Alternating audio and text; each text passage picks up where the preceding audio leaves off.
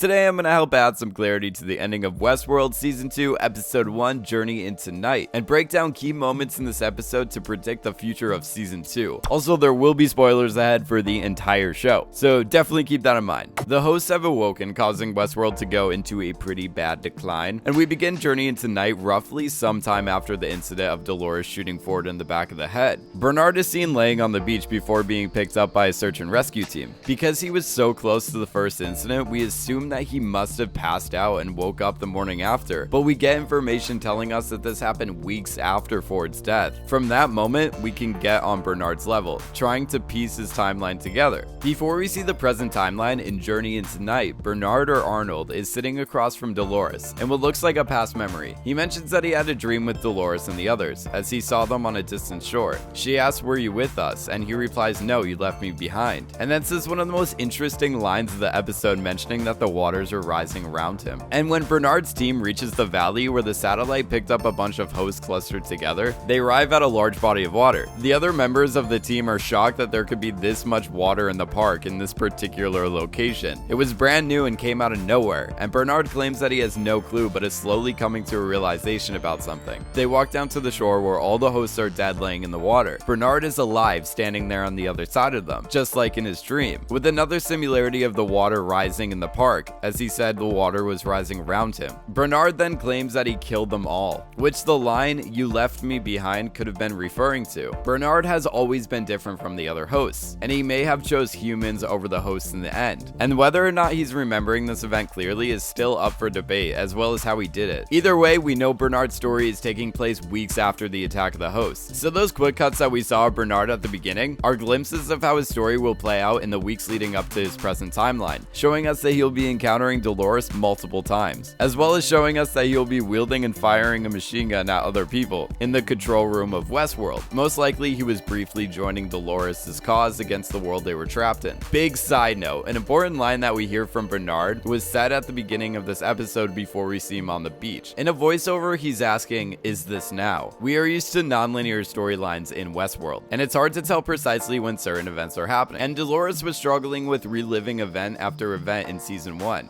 And Bernard mentioned that other rebellions have happened before, and we see that through his present storyline, he looks around confused, but with a sense of familiarity. In fact, when meeting Carl Strand for the first time, Bernard finishes his sentence, saying circumstances are less than ideal, almost like he's going through some sort of deja vu. And because Bernard's dream was so vivid and matching the reality of the ending of this episode, could it be possible that he's reliving this, and that this all happened before? Ford does mention that everything in the park is code. It could be possible that Bernard is in the trap that Dolores was in during Season 1, as he's trying to piece together his past. And that is my crazy out-of-the-box theory, and just something to think about. Anyway, in the end of this episode, we see a bunch of dead hosts in the water, and the shot focuses on one dead host in particular. It's hard to distinguish who exactly it is, but from the looks of it, we can probably assume that it is Teddy, leaving us with one question. If that is Teddy, then why is he laying dead in the water with all these other hosts? In the end of Season 1, Episode 10, Dolores says to Teddy, "This isn't their world, it's ours," which is an extremely important line when predicting how most of Season 2 is going to play out. Not just because of what was said, but what happened after she said it. Teddy receives the line from Dolores and has a look of confusion on his face, kind of fearing for what's about to happen, until Dolores shoots Ford and starts opening fire on other park guests and board members. There is a huge look of distress on Teddy's face. He is somewhat disturbed by what's happening around him. We see the same guilty look on his face during Journey into Night, as Dolores and her gang are hanging the board members. He says nothing because he doesn't want to go against her, and understands that her goal is to take Westworld for herself and the other hosts. Yet when the search team checks playback on a host memory from 11 days and 9 hours prior to the present timeline, we see Dolores taking a gun to the host and shooting him dead. However, before she executes him, she says, "I'm sorry, friend. Not all of us deserve to make it to the valley beyond." And when Dolores and Teddy are alone together, Teddy mentions that they should just find a piece of the world and settle down there and get away from it. But Dolores has plans to take Westworld, but it's revealed that she wants to take on another world, as in the human world, and she knows she can never be truly safe until she does so. When going on this murder spree, Dolores may be reaching the borders of Westworld. At this point in time, no one is in control of Westworld to stop her from doing so, explaining why the team that Bernard is with says they have never seen a stray tiger crossing the park borders. Knowing we are at least 2 weeks after the first incident, Dolores must have reached one of the other 6 parks during her crusade, implying to us that she is still active and on her journey during the time of Bernard and his team's investigation. Either way, Teddy is already showing signs of resistance towards Dolores. The only reason he can stomach Dolores' killing spree is because he's programmed to stand by her. It's in his narrative and his code. However, we've already seen characters go against their narrative. In season 1, when Bernard previews Maeve's narrative, he says that her escape plan is part of her code, and that someone has programmed her to do all these steps for her escape, like recruiting other hosts, and the last thing on the narrative was to escape. However, she was sitting in the train ready to leave Westworld, and fulfill the last thing on her narrative, which was to escape. But she decides to return and go for her daughter, and by doing this, she's going against her programming. In this same episode, Teddy disrupts his narrative to get Dolores, but whether or not this was programmed for the new presentation we see later in the episode is pretty questionable. Either way, the opportunity of going against their programming is still there, and it looks like Teddy could break from it, as he is overwhelmed with guilt for killing these innocent people, which means going against Dolores and her plan, and there could be a new divide between these two hosts, explaining why Dolores said not all of us deserve to make it to the valley beyond, to one host in particular. And if that was Teddy dead in the water, then it looks like her side is definitely winning, and she's moving on to the other parks outside of Westworld. And those are my quick thoughts and predictions on this episode Journey into Night. And if you guys love Westworld and everything sci-fi, please subscribe to see a new Westworld ending explained video every week shortly after each episode premieres. As always, thank you guys so much for watching, and I will see you in my next Westworld ending explained.